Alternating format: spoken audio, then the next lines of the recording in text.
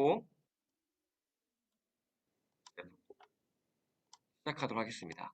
네, 오늘은 잠깐 복습부터 시작을 할게요. 제가 했을 때 너무 짧게 들어갔던 것 같아가지고 타락에 대해서 복습을 할 텐데 일단 목차는 이렇게 되어 있습니다.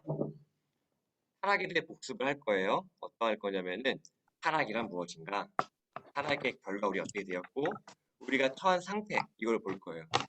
그래야지만 우리가 왜 예수님 필요한가가 너무나 적실성이 생기거든요. 아, 우리가 이래서 예수님이 필요했구나.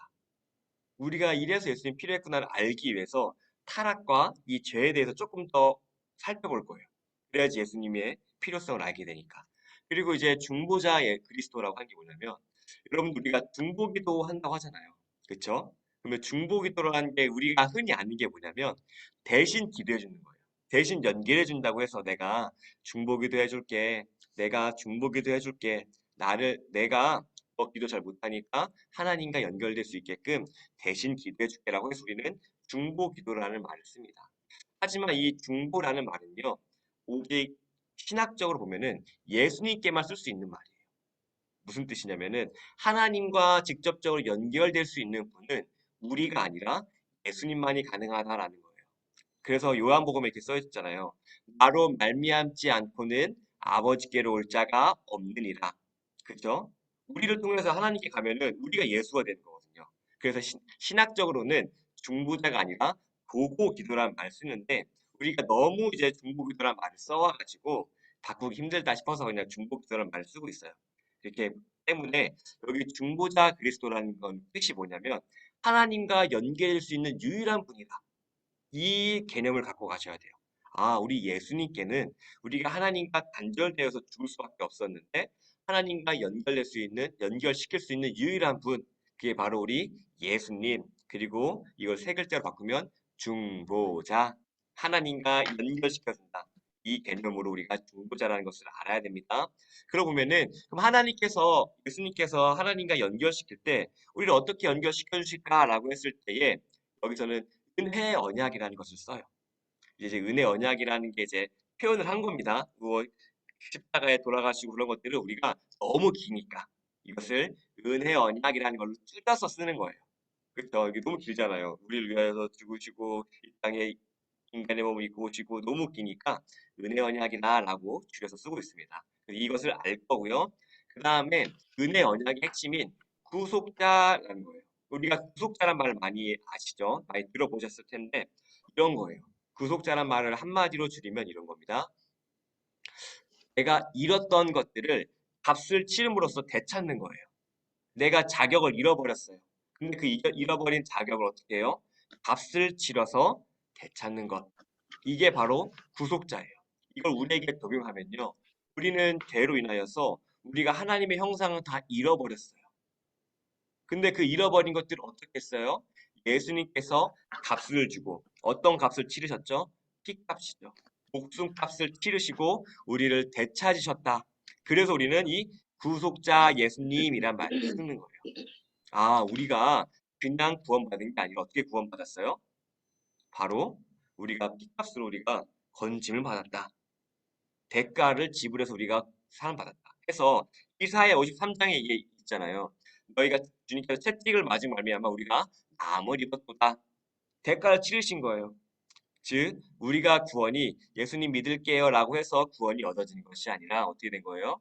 누군가는 우리 예수님이 대가를 치르셨다. 이런 거예요. 때문에 우리는 이런 것들을 잘 기억해야 됩니다. 구속자, 우리의 구원은 공짜가 아니라 예수님께서 핏값을 치르셨다라는 것을 알아야 되고요. 그리고 세 번째는요, 어떻게 신은 인간이 되셨나라는 거예요. 즉, 이 중보자의 자격이라는 것이 이제 살펴볼 건데요. 뭐냐면, 인간이 죄를 지었잖아요. 그렇죠? 인간이 죄를 지었기 때문에 인간이 죄를 갚아야 돼요. 그렇죠? 근데 그 하나님의 진노는 너무나 크고 무섭기 때문에 인간이 이것을 감당할 수 있을까요? 없을까요? 이 죄 지었던 것들을. 절대 감당할 수가 없어요.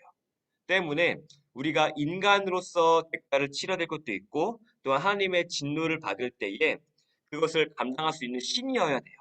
그래서 우리가 예수님께서는요. 인간이 죄를 지은 것들을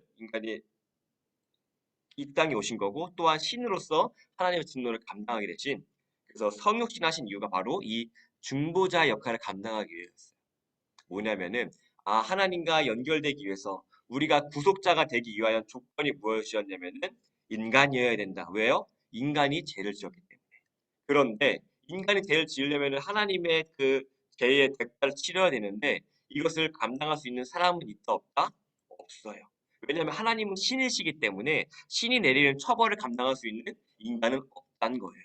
때문에 그것을 감당할 수 있는 게 바로 신이었기 때문에 예수님께서는 100% 인간이시자 또한 100% 신이신 예수님께서만 이것을 감당할 수 있었다라고 해서 중보자의 자격에 대해서 이것이 얘기해주고 있는 거예요. 그래서 예수님께서 이 땅에 오신 거구나라는 것을 우리는 알아야 돼요. 그냥 오신 게 아니었어요. 신인 예수님께서 하나님께서 성자 하나님께서 이 땅에 오신 이유는 무엇이었냐면은 대가를 치르기 위해서는 인간이어야 되고 또한 그 하나님의 진노를 감당하기 위해서는 신이어야 되기 때문에 이 두 가지 조건을 충족할 수 있는 분이 우리 예수님밖에 없었다. 그래서 이렇게 중보자 그리스도의 자격이 나와 있습니다. 그리고 이제 적용은 뭐냐면 빚진 자의 비유를 통해서 볼 거예요. 우리가 1만 달란트 빚진 자였는데 그 성경의 비유도 나오죠. 도저히 갚을 수 없는. 예를 들면 막 천조의 빚을 진 거예요. 근데 이것을 갚아주신 분이 바로 우리 예수님이시다. 라는 것에 대해서 적용을 하고 오늘 강의를 마치도록 하겠습니다. 그럼 먼저 이 타락에 대해서 좀 깊게 볼게요. 뭐냐면은 타락에 대해서 복습을 하겠습니다. 우리는 이제 타락을 할 때에 이 큰 그림을 그리시면 돼요. 뭐냐면 첫 번째, 심히 보기 좋았더라. 뭐냐면은 타락은요, 아무것도 없는 데서 타락한 게 아니에요. 무엇이냐면은 창조가 된 이후에 타락이란 게 생긴 거예요. 이걸 잘 아셔야 됩니다. 왜냐면은 죄라는 것도요, 동일한 거예요. 죄가 처음부터 생긴 게 아니라 죄는요, 이 창조된 것들에서 기생해서 막 타락시키는 그 존재가 된 거지 실제가 있는 게 죄가 아니라는 뜻인데 좀 어려운 말인데 넘어갈게요. 일단 타락이 있기 전에 창조가 있었다 이것만 아시면 돼요. 타락은 그냥 타락하는 게 아니라 뭐가 있어야 돼요? 뭔가 있어야지 타락하거나 무너지는 게 있겠죠. 마찬가지로 이전에 힘이 보기 좋았다라는 창조 사건이 있었다는 거 기억해야 돼요. 첫 번째. 그런데 이 창조 사건에서 이제 생명 언약이라고 적어놨는데 생명 언약이 뭐죠? 선과 악을 알게 하는 과실을 너희가 따먹으면은 너는 영원히 죽을 거고 너가 이것을 따먹지 않으면 영원히 살 거야 라고 하는 게 바로 이 줄임말로 생명의 언약이라고 우리는 줄여서 얘기를 해요. 왜냐면 너무 기니까. 그래서 우리는 처음에는 이 생명의 언약이 있었어요. 그런데 어떻게 했어요? 이 창조된 상태에서 타락을 하게 돼요. 왜 타락을 했죠? 하나님의 말씀을 어겼어요. 뭐냐면은 선악과를 따먹었기 때문에. 그죠? 이것까지는 우리가 흔히 알 수 있는 부분입니다. 그런데 단순히 선악과를 그냥 그냥 과일 하나 따먹은 정도가 아니라 무엇이냐면은 하나님의 말씀은 곧 법이라고 했어요. 그렇죠? 그 법을 어긴 거였어요. 상주랑 타락했다는 게 때문에 하나님을 대적했다라고 보는 것 때문에 이게 큰 죄라고 된다고 의미 부여를 해야 된다고 제가 말씀을 드렸습니다. 그리고 또 그것이 바로 전 인류의 타락을 갖고 왔는데 무엇이었냐면요. 옛날에 아담은요. 처음에 창조되었을 때 어떻게 창조되었다 그랬죠? 심히 보기 좋았다 말씀드렸어요. 뭐냐면 의도 충만했고 지식도 충만했고요. 감정도 있었고 의지도 너무나 충만했어요. 즉 죄를 짓지 않을 수도 있었고요. 그리고 세상에 대한 지식도 풍만하고 하나님께서 주셨던 온갖 좋은 것들이 아담 가운데 있었어요. 그런데 어떻게 됐어요? 죄를 지음으로 말미암아 타락을 하게 됐어요. 그 타락하게 됐다는 게 뭐냐면 아예 존재가 바뀌어버린 거예요. 하나님 형상이 깨져버렸다는 거예요. 즉 A라는 존재에서 A 다시란 존재, 하나님 형상이 깨어져 버린 존재가 되었다라고 된 거예요. 때문에 아담이 이 건강한 상태에서 A라는 상태에서 자녀를 낳으면은 A라는 것이 나올 거예요. 그렇죠? 그런데 아담이 죄를 지어서 하나님 형상이 깨진 상태였어요. 그렇죠? 그때에 A 다시에서 자녀를 낳으면 뭐가 나오죠? 당연히 A 다시가 나오겠죠. 때문에 그 아담의 이 대표성에 있어서 우리는 계속해서 뭐가 있었다? 원죄라는 것들이 물려온다라고 제가 말씀을 드렸습니다. 그리고 하나님께서는 이거와 동시에 아담에게 대표, 아담과 언약을 맺은 것이 아니라 무엇이었냐면은 아담 안에 있는 자손들과도 언약을 맺은 거기 때문에 대표성이 있다라고 해서 전 인류의 타락까지 이게 이어지게 된 거였어요. 여기까지 이해되죠? 그래서 우리가 여기 안에 원죄가 있다라고 이제 있는 것입니다. 그래서 그러면 이 원죄를 통하여서 우리가 어떠한 상태에 이르게 됐는가? 타락의 상태에 이르게 되는 거 보면 죄와 비참함의 상태에 우리가 떨어지게 된 거예요. 하나님과 분리됨으로 말이에요. 이걸 아셔야 됩니다. 하나님과 분리됐을 때에 우리의 상태는요, 죄와 비참함이 있다라는 거예요. 이것을 기억해요. 아, 하나님과 함께 했을 때면 우리가 비참하지 않을 수 있고 행복하다. 하지만 하나님과 떨어졌을 때 우리는 죄와 비참함에 떨어진다라는 거예요. 그러면은 죄와 비참함의 상태가 어떠한 상태냐라고 했을 때 이런 거예요. 뭐예요? 죄. 죄라고 하면요. 첫 번째, 죄의 책임을 져야 돼요. 왜냐면 죄를 지었으니까, 그쵸? 제가 물건을 훔치면은 우리 한국의 법에 따라서 그 뭐 벌금을 내든 아니면 감옥 집행유예를 받든 그러한 처벌을 받잖아요. 마찬가지로 아담은요, 하나님의 법을 어겼어요. 그럼 하나님의 법에 따라야 되는 거예요. 근데 하나님의 법에 따라서 뭐라고 말씀하셨죠? 너가 이 과실을 따먹으면은 정령 죽으리라고 말씀하셨어요. 그쵸? 그러면 그 죄의 책임은 뭐예요? 죽는 거예요. 영원한 죽음이 그 죄의 책임이에요. 그 책임을 져야 되는 게 바로 하나님과 떨어진 죄의 상태였고요. 두 번째 뭐냐면 의의 결핍이에요.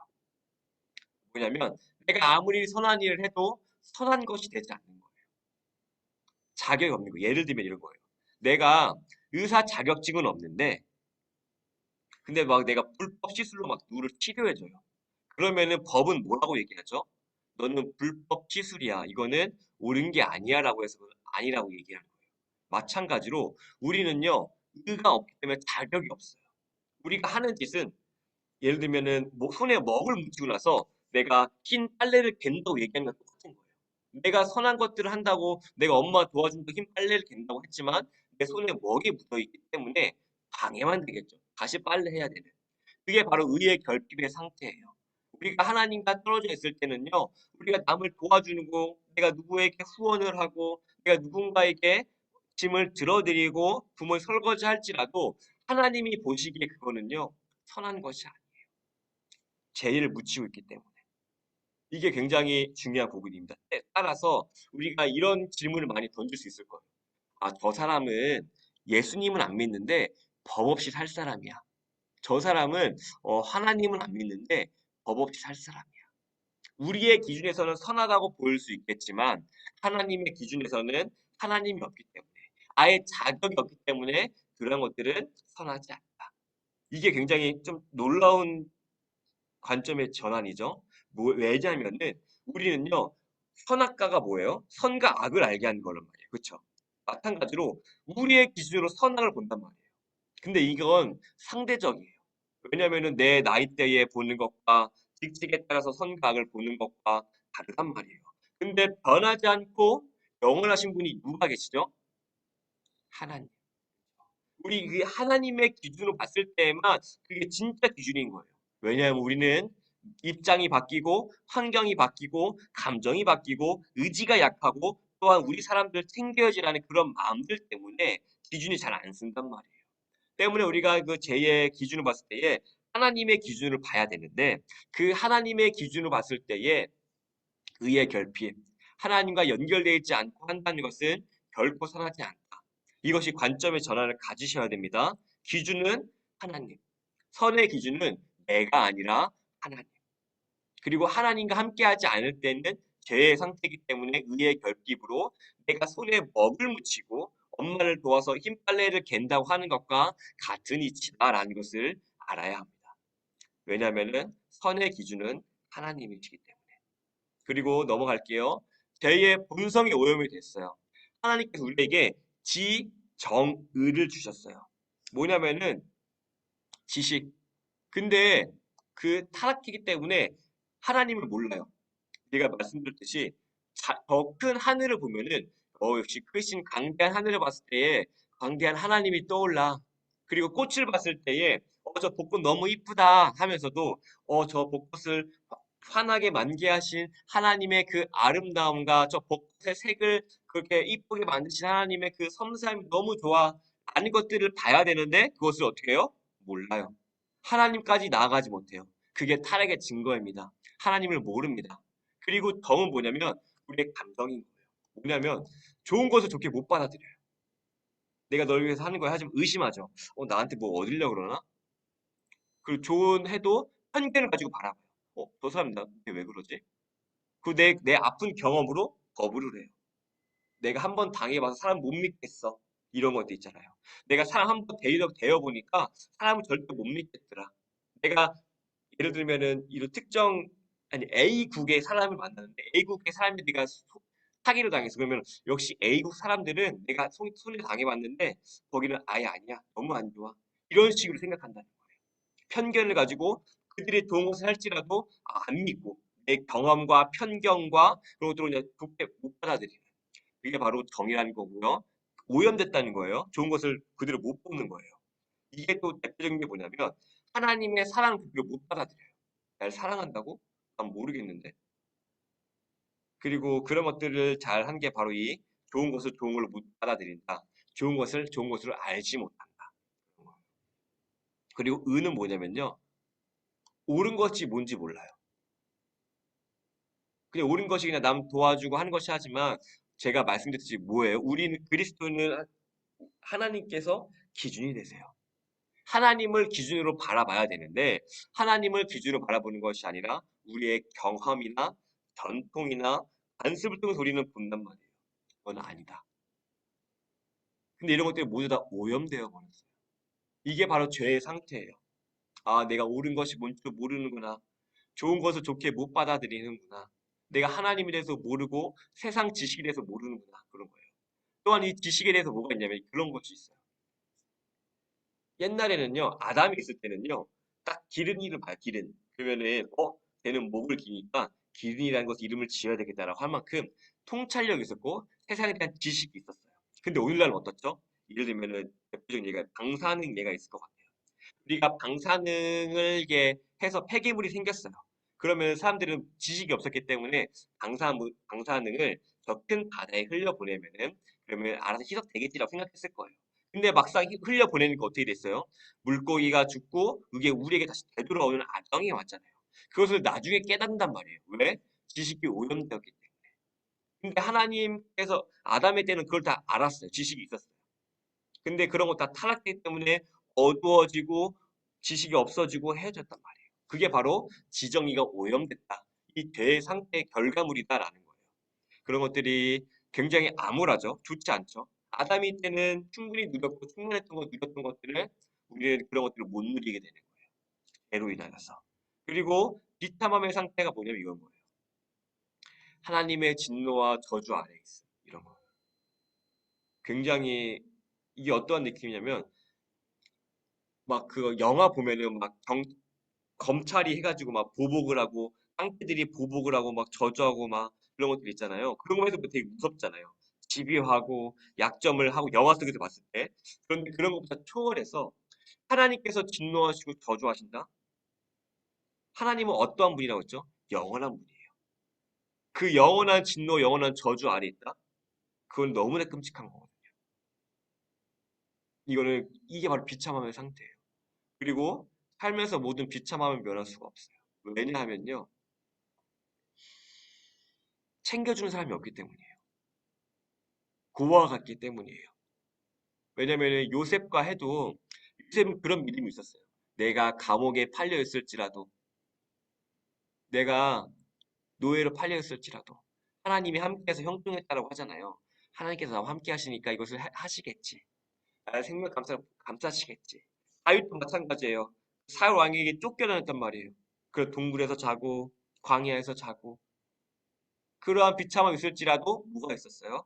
하나님께서 함께 하시지. 그것이 희망이 있었단 말이에요. 근데 그런 것들이 없어요. 비참하죠. 그들이 잘 산다 할지라도 그 끝은 비참함, 영원한 죽음, 홀로 있음, 채워지지 않은 갈증, 모든 비참함들인 거예요. 그리고 죽음. 피할 수 없어요. 비참함. 이게 다 죽게 되었죠. 그쵸? 그리고 영원히 지옥 형벌을 받게 돼요. 이런 것들이 이 죄의 비참함의 상태예요. 아, 우리가 이러한 암울한 상태에 있구나. 하나님한테 어떻게 죄의 책임을 되지? 뭘 드려야 되지? 의의 결핍을 했는데 아무리 해도 선하지가 않고 본성이 오염돼서 하나님도 모르고 좋은 것을 좋게 못 받아들이고 옳은 것이 뭔지도 모르는 무지의 상태인 거예요. 보면 어떠한 상태로 보시면 되냐면요.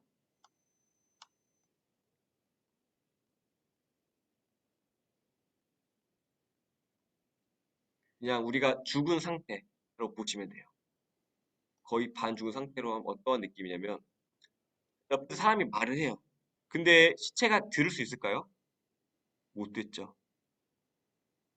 얘기를 해요. 흔들어 깨워요. 들을 수 있을까요? 아무리 도움을 해도 어떻게 해요? 이해를 못 하겠죠. 이게 우리의 상태예요. 이 상태에서 진짜 좋은 것이 얘기해줘도 모르고 이 상태에서 너 이게 예수님 믿어야 돼. 들리지가 않아요. 너 공부해야지. 들리지 않는. 이게 바로 이 죄와 비참함의 상태다. 이거를 분명히 아셔야 됩니다. 그래서 이 그림이 뭐냐면요. 제가 이 그림을 조금 김남준 목사님의 그림을 좀 따왔어요.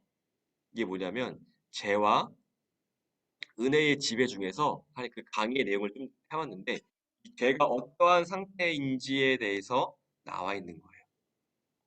그럼 제가 살펴볼게요. 뭐냐면 제가 이것을 굳이 말씀드릴 이유가 뭐냐면 죄가 이렇게 무섭다. 죄가 우리를 이렇게 힘들게 한다. 죄가 우리를 이렇게 망친다는 것을 말씀드리기 위해서요. 그리고 집요하다. 볼게요. 보면요. 하나님이 여기 계세요. 그리고 우리가 아까 앞에 봤을 때 뭐라 그랬죠? 죄가 비참함의 상태 하나님의 진노의 대상이라고 했잖아요. 하나님의 진노의 대상이에요. 근데 이 죄라는 것에 우리는 묶여있기 때문에 죄의 법에 매여 있는 예를 들면 이런 거예요. 우리 안에 이런 것들이 원죄를 형성해가지고 우리 원죄가 있다고 했잖아요. 그 아담이 지은 대가와 그거 망가진 상태들이 죄 우리 안에 있단 말이에요. 때문에 우리 이것이 있어서 이것대로 죄가 우리 안에 원죄가 있기 때문에 원죄가 시키는 대로 우리는 살 수밖에 없는 거예요. 때문에 우리가 내가 하는 것 같아요. 내가 이렇게 살아가야지 하는 것 같지만 실제는 뭐예요? 내 안에 있는 죄가 우리를 시키는 거예요. 너 이렇게 죄 짓고 살아. 하나님을 대적하고 살아. 너 이기적으로 살아. 너만 위하면서 살아. 이런 거예요. 즉 뭐냐면요. 이 그림으로 하고 이제 수업 시간 지나갈 때 얘기할게요. 우리 안에 이 원죄라는 게 있어요. 근데 이 원죄는 뭐냐면요. 자꾸 죄를 짓게 하는 경향성이 있어요. 경향성이란 뭐냐면 우리가 이렇게 되면은 그 기울어진 운동장이라는 말 있잖아요. 그렇죠? 이렇게 있을 때는 괜찮아요. 그렇죠? 근데 이렇게 기울어지면 어떻게 되죠? 쏠리게 되죠. 그렇죠? 마찬가지로 우리 인간은요. 마음이 죄로 쏠리게끔 돼 있어요. 가만히 있으면 죄를 지을 수밖에 없어요. 이게 바로 원죄를 가진 모든 인간의 특성이에요. 이렇게 할 수밖에 없어요. 내가 아무리 지켜야지 한다고 할지라도 이게 쏠릴 수밖에 없어요. 왜냐면은 우리 안에 이 죄가 있기 때문에. 그래서 바울도 이렇게 얘기했어요. 오호라 나는 곤고한 자로다. 누가 나를 이 사망의 몸에서 구원해냈고 건져냈고. 왜냐면 이 상황을 얘기한 거거든요. 그런데 이 죄라는 게 어떻게 하냐면요. 유혹을 해요. 죄를 짓자. 유혹을 해요. 너 짜증을 내. 시기를 해도 돼. 너 그 사람 뒤에 나가서 욕을 해도 돼. 너 그 사람 미워해도 돼. 시기 질투해도 돼. 그러한 것들을 자꾸 유혹을 하는 거예요. 너 많이 힘들었는데 너 마음 안 알아주잖아. 짜증 내도 돼. 그 사람 저주해도 돼. 신경질 내도 돼. 라는 것들을 하는 거예요. 하나님께서 우리는 분명히 사랑하라고 했는데 사랑의 감정이 아니라 미움과 시기와 질투와 그러한 미워하는 증오의 마음들을 하게끔 만들어요. 너 힘들었는데 너 마음 안 알아주는데 아무도 그렇게 해도 돼. 너 이게 힘들었는데 아무도 너 마음 위로해주지 않는데 하나님 안 계신 거 아닐까? 지- 제가 우는 사자와 같이 계속 이 흘러가는 거. 내가 바깥으로 버티고 있을지라도 자꾸 움직이는 거예요. 너 신경질 해도 돼. 죄 지어도 돼. 순종하지 않아도 돼. 하나님도 몰라도 돼. 너 복음 안 전해도 돼. 힘들잖아. 너 복음 전했는데 거부당했었잖아. 쪽팔림 당했었잖아. 안 해도 돼. 유혹을 하는 거예요. 하나님의 말씀을 지키지 않게끔 자꾸 이쪽으로 몰고 가는 거예요. 너 힘들었잖아, 그동안. 안 해도 돼. 뭐예요? 이 사탄이란 녀석은요, 굉장히 간악하고 굉장히 또 지혜로워서 약점을 계속 공격해요. 그 뒤꿈치에 하는 거지. 그 아담과 하와의 하나님께서 그 뱀은 뒤꿈치를 물고 너는 뱀의 머리를 칠 거라고 했던 그 창세기의 말씀처럼 걔는요 약점을 공격해요. 내가 상처받았던 부분, 내가 잘 대응하지 못하는 부분, 내가 마음이 강하지 못한 부분. 그래서 계속해서 하나님 말씀에 거부하는 쪽으로 자꾸 몰고 와요. 그래서 더욱더 그 죄의 심판, 불신자처럼 만들려고. 우는 사자와 같이 베드로에서 나왔잖아요. 우는 사자와 같이 해서 할 수만 있거든 믿는 자들도 넘어뜨리려고 한단 말이에요. 하나님과 멀어지게. 가면 갈수록 죄를 짓고 죄에 무뎌지며 하나님 말씀 안 지키는 게 괜찮은 것처럼 믿겨지게끔 만들어요. 이게 죄예요. 내가 죽어가는데도 몰라요. 내가 계속 소금물을 마시면서 목마르다고 하면서도 몰라요. 그 잠언도 얘기 나와 있잖아요. 음료가 처음에는 달콤하고 할지라도 그 끝은 칼같이 날카롭고 쑥같이 쓰다. 죄가 그래요. 내가 하나님한테 순종하지 못해서, 내가 사랑하지 못해서, 우리의 자녀들에게 사랑하지 못해서, 내 이웃을 사랑하지 못해서 내가 얼마나 내가 다시 태어난다면은 사랑할 텐데. 내가 이걸 알았더라면은 내 삶에 더 열심히 냈을 텐데. 내가 이걸 알았더라면은 내가 신경질 내지 않고 사랑의 말, 내가 이걸 알았더라면은 내 자녀들에게, 내 친구들에게 복음을 전했을 텐데. 이러한 것들을 만들게끔 죄는 만들어요. 하나님의 거부하게끔. 후회된 인생을 살게끔. 이게 죄예요. 굉장히 무섭습니다. 우리의 인생을 굉장히 좀먹어요. 제가 이 죄를 말씀드린 게 뭐냐면 그 요한복음의 5장에가요. 사마리아 여인이 나와요. 그 여인이 할 수 있었던 거. 남편을 바꾸는 거. 그게 전부인 것 같고 최선인 것 같고 타협해서 남편을 계속 바꾸지만 결국 그 목마름 해결되지 않아요. 죄라는 것도 그래요. 진짜 목마름을 해결하기 위해서는요. 하나님께 나아가야 되는데 죄는요. 하나님과 멀어지게 만들어요. 하나님이 아닌 다른 것을 찾게 만들어요. 계속 약점을 건드려서. 순종하지 마. 이거 괜히 너 집만 씌우는 거야. 너 이거 하면 너만 힘들어질걸? 너 시간만, 자유시간만 뺏길걸?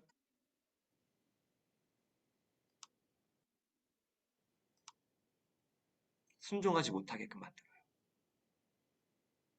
참된 생수로 가지 못하게끔 만드는 게 이 죄라는 녀석이에요. 우리의 인생을 좀먹고 후회하게 만들고 우리의 삶을 낭비시켜버리게 하는. 우리는 여기서 깨어 있어야 됩니다. 이 죄라는 녀석을 미워해야 돼요. 그랬을 때 우리는 이 죄를 등지고 하나님께로 나아가서 참된 생수를 마시고 인생을 제대로 살아갈 수 있으며 그런 것들을 누리게 되는 거예요. 아, 이게 죄구나. 내 인생을 좀먹는 것, 내 지성과 의지와 정서와 내가 이렇게 하고 싶었는데 내 자녀들에게 정말 잘해주고 싶었는데 내가 옆 사람들에게 너무 사랑을 하고 싶었는데 죄 때문에 지식이 없어서 마음이 옳고 그른 것을 분별하지 못해서 내가 이렇게 상처를 주었구나. 이렇게 말하면 안 되는 거였는데 내가 이렇게 상처를 주었구나. 죄예요. 죄로 인하여서 이것들이 내 지성과 이것들을 다 하기 때문에. 살아가면 끝까지 해야 되는데 여기까지 했는데 뭘 또 해? 그러면 짜증을 내고 또 다시 무너지고 여기서 하나님께 우리를 구원해 주시겠다는 거예요. 내가 이것들을 인하여서 관계가 깨어지고 내가 이것들로 인하여서 내가 목마름이 있고 내가 이것들로 인하여서 내 인생이 왜 이렇게 후회스럽고 내가 이것으로 인하여서 내가 자꾸 이 범죄하는 것이 무뎌져 가지고 느껴지지도 않고 죽음으로 향해 달려가고 있는 건 알겠는데 뭔가 잘못되고 있고 뭔가 이상한 걸 알겠는데 이것을 멈출 방법이 없고 여기서 구원해 주시겠다는 거예요. 그래서 예수님이 필요한 거예요. 죄라는 녀석. 우리에게 기생해서 우리의 지성과 정서, 의저, 시간과 모든 것들을 돈먹고 후회하게 만들고 무너뜨리고 훔치려 하고 생명을 빼앗고 도둑질하려 오는 사탄 마귀. 근데 예수님은 어떠한 분이에요? 생명을 얻게 하고 어떻게 해요? 그 예수님을 바라봐야 돼요. 아, 내가 이러한 정말 비참한 상태에 있었구나. 내 인생을 허비하고 낭비하고 그럼 주님 어떻게 할까요? 방법을 모르겠습니다. 목마릅니다. 이 남자 저 남자 그 사마리아 여인처럼 자꾸 찾았지만 답이 없었습니다. 그때 오시는 거예요. 누가 오셔요? 중보자 그리스도.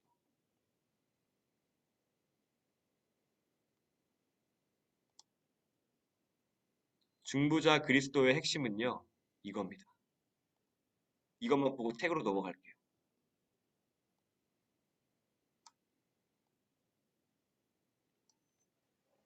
대가를 지불하여 잃은 권리를 되찾는 것. 예수님께서 대가를 지불하세요. 그리고 잃어버렸던 우리의 상태. 창조의 상태가 있었잖아요. 이거 처음에 있는 상태가 있었는데 우리가 죄를 지어서 타락했단 말이에요. 손상됐어요. 근데 이것을 다시 세우신 이것을 예전에도 더 좋게. 이래서 예수님이 필요하다는 거예요. 예수님. 그러면 그 중보자가 어떠한 분인가? 같이 책을 통해서 좀 살펴보도록 하겠습니다.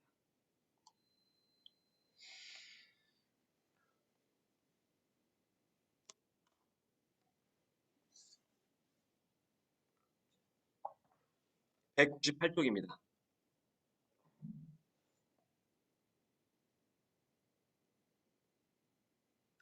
198쪽에 보면은 중보자 그리스도라고 단어가 나와요.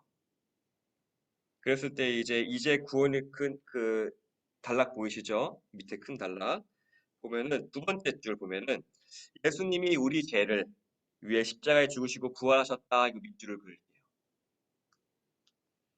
예수님이 우리 죄를 위해 십자가에 죽으시고 부활하셨다라는 것을 밑줄을 긋도록 하겠습니다.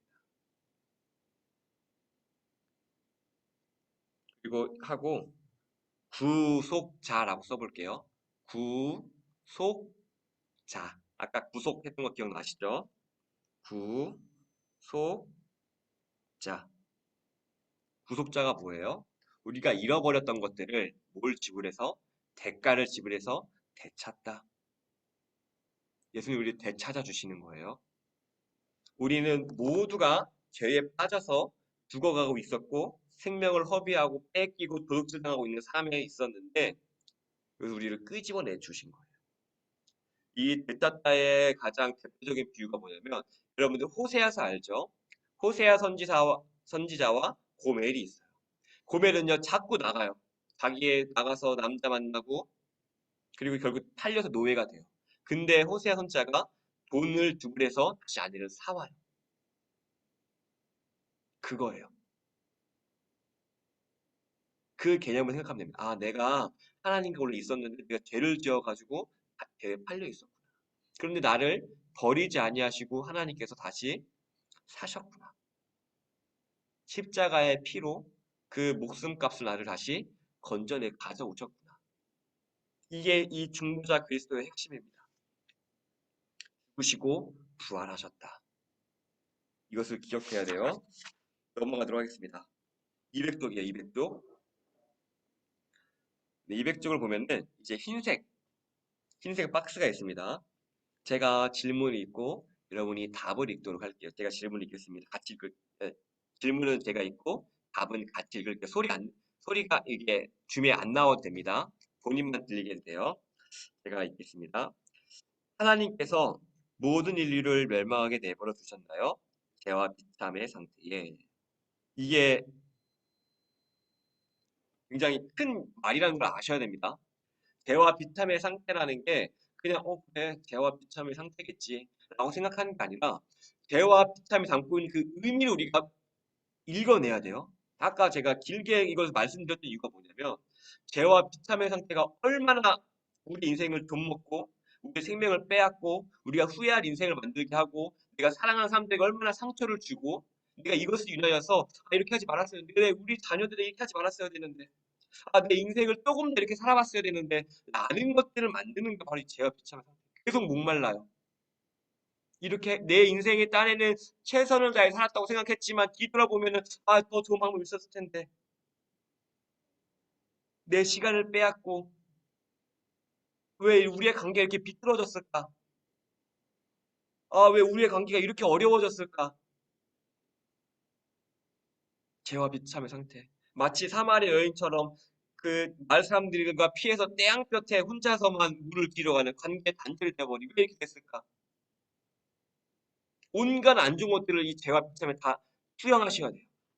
내 경험을, 내 아픔을, 내 상처를 다 투영하셔야 돼요. 그래야지 내가 여기서 벗어나고 싶거든요. 우리가 죄의 비참의 상태에 있는 걸 적응해서는 안 돼요. 어쩔 수 없어. 했는데 안 되는 걸? 라고 하시면 안 돼요. 내 온갖 안 좋은 것을 죄와 비참의 상태에 투영시켜서 나 이렇게 살고 싶지 않아. 나는 상처 주고 싶지 않아. 나는 더 이상 내 인생을 허비하고 싶지 않아. 주님, 나 어떻게 해야 되죠? 이 싫어하는 마음을 하나님께서 주시고 그리고 이것을 우리가 하나님께 나아가는 원동력으로 삼아야 돼요. 그래서 죄를 미워하라고 성경은 가르쳐요. 그래야지 내가 죄를 이 망가진 삶이 너무 싫어야지 내가 정말 좋은 삶을 갈 수 있거든요. 사람도 습관 하나 만들려면요. 21일 그리고 막 100일 막 이렇게 필요하다 그래요. 하물며 이 우리의 평생 살던 이 죄에서 벗어나기 위해서는요. 이거 얼마나 힘들까요? 분명히 아셔야 됩니다. 죄와 비참한 상태는요. 여기에 적응하셔도 안 되고 여기서 벗어나고 싶다. 이것들 분명히 가지고 계셔야 돼요. 그 다음에 답을 같이 읽어보도록 하겠습니다. 흰색 박스의 답이에요. 읽겠습니다. 하나님께서는 오직 선하고 깊으신 뜻대로 영원전에 몇몇을 영원한 삶으로 선택하셔서 은혜의 언약 관계로 들어가셨습니다. 이는 저희의 죄의 상태와 비참함의 상태에서 건져내어 구원의 상태에 이르게 하려 하심입니다. 구속자로 말미암아라고 되어 있어요. 보면은 은혜의 언약을 동그라미 칠게요. 은혜의 언약 동그라미 그리고 구원의 상태 동그라미 구속자 동그라미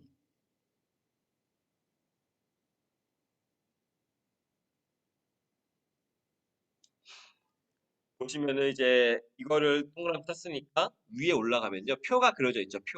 표를 볼게요. 이 신문 하나님께서 내버려 두셨나라고 질문하고 있어요. 뭐냐면은 우리가 아담의 타락으로 인하여서 어떻게 됐죠? 그 원죄가 계속 우리에게 물려와서 우리는 죄와 비참함의 상태, 좋은 것을 줄 수도 없고 좋은 것을 행할 수도 없고 옳은 것을 행할 수도 없으며 옳은 것이 무엇인지 분별하지도 못할 너무나 최악의 상태. 그 상태에 우리가 내버려 두셨나라고 질문하는 거예요. 죄와 비참은 그렇게 최악의 상태입니다. 여러분들이 자녀들에게 사랑이라고 좋은 것을 줬다고 할지라도 그것이 좋은 것이 아닐 수가 있는 거예요. 내 기준의 선으로 한 거기 때문에. 그 선한 것이 뭐예요? 하나님의 기준으로 선해야지 그게 진짜 선한 건데 내가 하나님을 모르니까 선을 알 수가 없잖아요. 그쵸? 때문에 내 경험과 내가 듣는 거에 약간 오염되고 내가 이미 지정이가 망가져 있잖아요.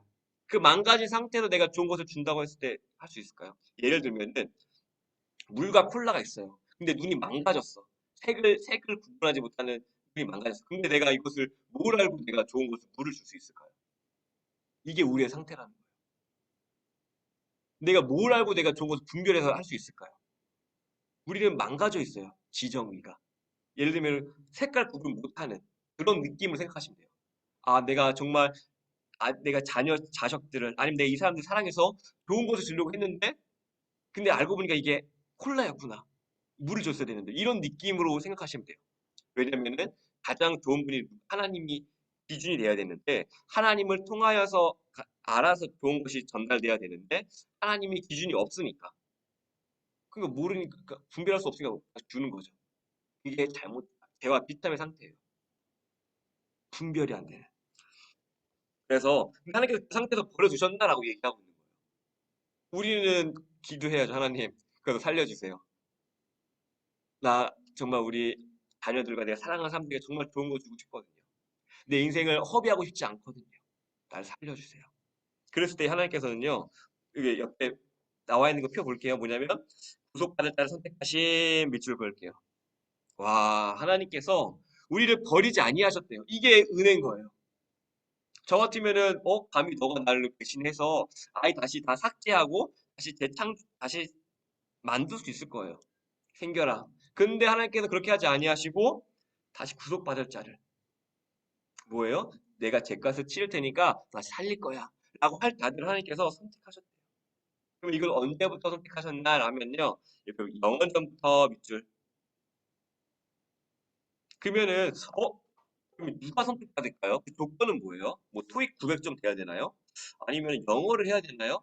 아니면 뭐 자격증이 있어야 되나요? 라고 생각할 수 있는데 그런 것이 아니라 뭐예요? 조건은 뭐예요? 밑줄 그을게요. 오직 선하고 기쁘신 뜻대로 하나님의 뜻이에요. 그리고 하나님이 값없이 줬다 해서 우리는 이것을 은혜라고도 부르죠. 아, 하나님께서 값없이 주셨습니다. 은혜라고 얘기를 해요. 그리고 하나님께서는 그 구속의 방식을 뭐냐면 은혜의 언약을 세우셨대요. 은혜의 언약 동그라미. 그 은혜의 언약을 왜 세우셨을까요? 라면은 이런 거예요. 옆에 쭉 밑줄 그을게요. 죄와 비참한 상태에서 건져내어 구원의 상태에 이르게 하려 하심 이거예요. 우리를 죄와 비참의 상태에서 구원해 주신대요. 이게 은혜의 언약의 핵심이에요. 아, 내가 사랑할 수 있구나. 내가 살 수 있구나. 내가 내 안에 하나님과 다시 연결되어 가지고 내가 정말 좋은 것이 무엇인 줄 알고 내가 내 인생을 가장 살 수 있으며 이 목마름을 해결할 수 있고 내 참 생명으로 살 수 있구나. 하나님께서 나 죄와 비참의 상태에서 구원해 주셨구나. 이게 은혜의 언약이에요. 그러면 이 은혜의 언약을 어떻게 하실까요? 뭐라 구속자 나와 있죠. 구속자 동그라미. 그러면 구속자면 우리는 뭘 생각해야 돼요? 우리가 무너진 것을 뭘 주고 사온다 그랬어요? 대가. 그러니 그 대가에 대해서 우리는 생각해야 돼요. 아, 이게 그냥 된 게 아니구나. 우리의 죄가 어떤 거냐면 하나님을 대적한 죄예요. 그것은 죽음이라고 얘기했단 말이에요. 하나님께서. 이거 선악과 따먹으면 정령 죽으리라. 그러면 이 죽음의 대가를 치러야 되는데 우리의 대가 대신 치러주셨. 우리가 우리를 대신해서 채찍 맞고 우리를 대신해서 조롱 당하셔서 우리가 나음을 입었대요. 이사야 53장 말씀처럼. 그분이 누구예요? 구속자. 구속자. 예수님이 대신 죄를 치러주신 거예요. 대신 죽어주시고 그 죄로 인하여서 너 역시 그렇게 죽을 만했어. 사탄은 참소하는 자예요. 너는 사랑받지 못할 만해. 너가 그렇게 상처받을 만해. 예수님께서 그렇죠롱 다 당해주시고 나음을 입은 거예요. 우리는. 네, 오늘은 여기까지 하도록 하겠습니다. 제가 오늘 이제 신방을 가야 돼가지고 나머지는 제가 다음 주에 이어서 이어서 하도록 하겠습니다. 저녁반은 쭉 할 건데요. 너무 궁금하신 분들은 저녁반 거 뒤에 거 내용을 보셔도 되고요. 그리고 아니신 분들은 다음 주에 이어서 하도록 하겠습니다.